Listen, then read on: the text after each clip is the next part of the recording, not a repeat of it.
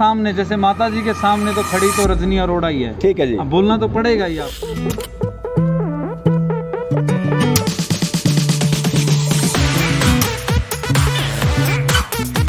BJP का ही गठबंधन है, हरियाणा सरकार जब बनी थी इसके अंदर गठबंधन से सरकार बनी थी जी।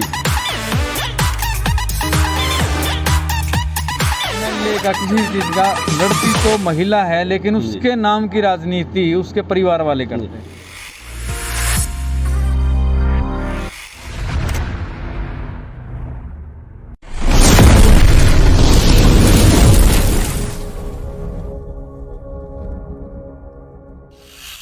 नमस्कार सभी साथियों को, मैं आरजे द्विवेदी अपने फेसबुक पेज और यूट्यूब चैनल पे आपका स्वागत करता हूं। दोस्तों, अभी हम खड़े हैं प्रवीण बेनीवाल जी के ऑफिस पर और अभी चेयरमैन के जो चुनाव हैं उनकी माता श्री संतोष देवी जी लड़ रहे हैं और मैदान में उतरे हैं।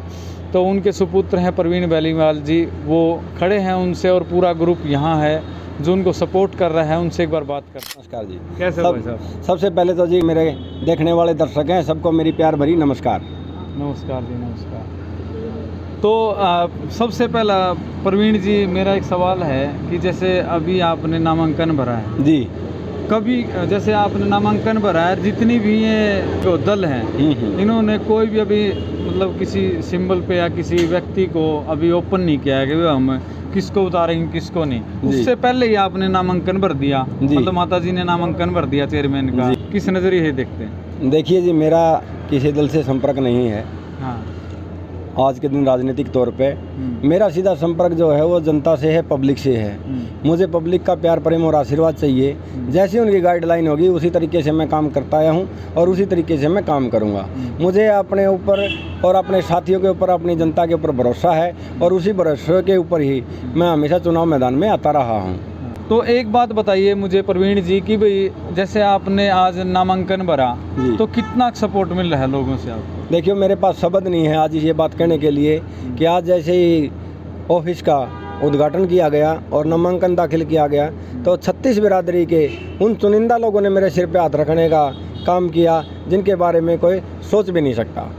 अच्छा, तो एक चीज़ और मैं पूछना चाहूँगा, कई बार क्या होता है कि जैसे अभी माता जी चुनाव के अंदर खड़े हैं कि चुनाव लड़ती एमसी या सरपंच का, या लड़ती तो महिला है लेकिन उसके नाम की राजनीति उसके परिवार वाले करते हैं।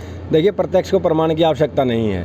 मेरी माता श्रीमती संतोष बेनीवाल जी पिछले 6 वर्षों से नगर पार्षद के रूप में वार्ड नंबर 20 से काम कर रही हैं और ये आप वार्ड के अंदर घूम के अपना आप स्वयं देख सकते हो कि उनकी कार्यशैली कैसी रही है।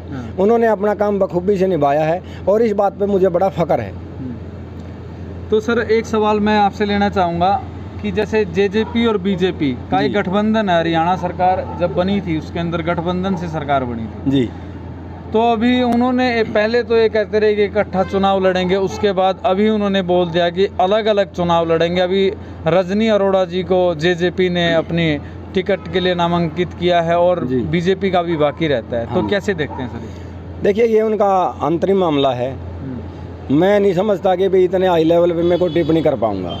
मैं तो सिर्फ अपने लोगों के साथ मिलकर और अपने दायरे में रहकर अपनी बात कह सकता हूं। जहां तक मेरी जिम्मेदारी की बात है, मैं अपनी जिम्मेदारी को निभाना जानता हूं और उसके साथ साथ जो मेरे सिर पर बड़ों का हाथ है, सबसे बड़ी मेरी जो गाइडलाइन है, मुझे उनके अनुरूप ही काम करना होता है। तो मैं इस बात पे कुछ नहीं कह पाऊंगा। मैं चाहूँगा आपको, देखो जेजेपी और बीजेपी का गठबंधन है, बना तो जनता के लिए, वो किया तो उन्होंने जनता के लिए। और आपके सामने जैसे माता जी के सामने तो खड़ी तो रजनी अरोड़ा ही है। ठीक है जी। अब बोलना तो पड़ेगा ही आपको उसके बाद। देखिए, बोलने की आवश्यकता नहीं है। हाँ, आप ये मान के चलोगे भाई इतने बड़े जो राजनीतिक कद के नेता लोग हैं, मेरा इतना स्टेटस नहीं है कि मैं उनके ऊपर कोई टिप्पणी कर पाऊँ किसी भी प्रकार की।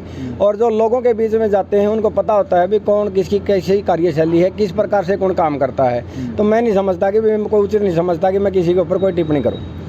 चलिए छोड़ देते हैं इस बात को, सेकंड बात पे आते हैं। मैं आपसे एक सवाल करना चाहूँगा, जो कांग्रेस है, कांग्रेस ने अपने सिंबल पे लड़ने से मना कर दिया, इसको कैसे देखते हैं? देखिए, फिर बात घूम फिर के वहीं आ जाती है कि इनका आंतरिक मामला है। मैदान है, प्रजातंत्र है, चुनाव लड़ने का सभी को अधिकार है। हाँ। वो किसी पार्टी टिकट से लड़ें या निर्दलीय लड़ें या पंचायती तौर पे लड़ें, ये सब का अपना अपना अधिकार है और ये उन पार्टियों का अपना पर्सनल डिसीजन है कि भी वो अपने उम्मीदवार को मैदान में उतारे या ना उतारे। वो उन्होंने अपनी राजनीतिक पृष्ठभूमि के बारे में अपना स्वयं विचार करके वो अपना फैसला लेते हैं, लेकिन हमारा फैसला हमेशा जनता के साथ होता है। जो लोग जिस सीट तक जिसको पहुंचाने का काम करते हैं उसे अपनी सीट के साथ न्याय करना चाहिए और अपना काम बखूबी करना चाहिए। मेरी तो ये विचारधारा है। बिल्कुल, बहुत अच्छी विचारधारा है। अभी अंकल जी से बात। नमस्कार अंकल जी। नमस्ते नाम जी। क्या है अंकल? हरदीप सांगवान। हरदीप सांगवान जी। हाँ जी। तो अभी प्रवीण भाई साहब ने भी अपना फॉर्म भरा है हाँ, एमसी हाँ। के चुनाव के लिए, हाँ, हाँ। और माता जी ने चेयरमैन चुनाव के भरा लिए है। भरा है। तो हाँ। कैसा कुछ लोगों का आज सहयोग? पहली बार मैंने ऐसा देखा है कि एमएलए का ऑफिस भी खुला है ना, उसमें भी इतनी पब्लिक 36 बिरादरी की नहीं आंदी हाँ। जितनी यहाँ पे 36 बिरादरी का आज समर्थन था। हम इसको खुद देख के ये थे कि भाई बहुत बड़ा समर्थन मिला है। तो इससे हमें पूरी उम्मीद है कि जींद के एक कोने से आदमी आए हुए थे और 36 बिरादरी के आए हुए थे। ये एक इनकी व्यक्तिगत जो है उनसे मिलनसार या काम अच्छा करना, उसका प्रत्यक्ष को प्रमाण की आवश्यकता नहीं रही, वो प्रमाण सामने आ गया। तो ये था। प्रवीण जी, एक बात मेरी छोटी सी बात आपको ही पता होंगे, तो क्या क्या मुद्दे लेकर आप मैदान में आ रहे हैं? देखिए, नगर परिषद से मेरा पुराना जुड़ाव है। निरंतर पिछले जो 12 साल से मैं नगर परिषद में एज ए नगर पार्षद के रूप में अपना काम कर रहा हूँ और इस योजना में मुझे 2 जगह से मौका मिला मेरे परिवार को। मेरी माता श्री वार्ड नंबर 20 से नगर पार्षद हैं और मैं वार्ड नंबर 17 से नगर पार्षद हूँ।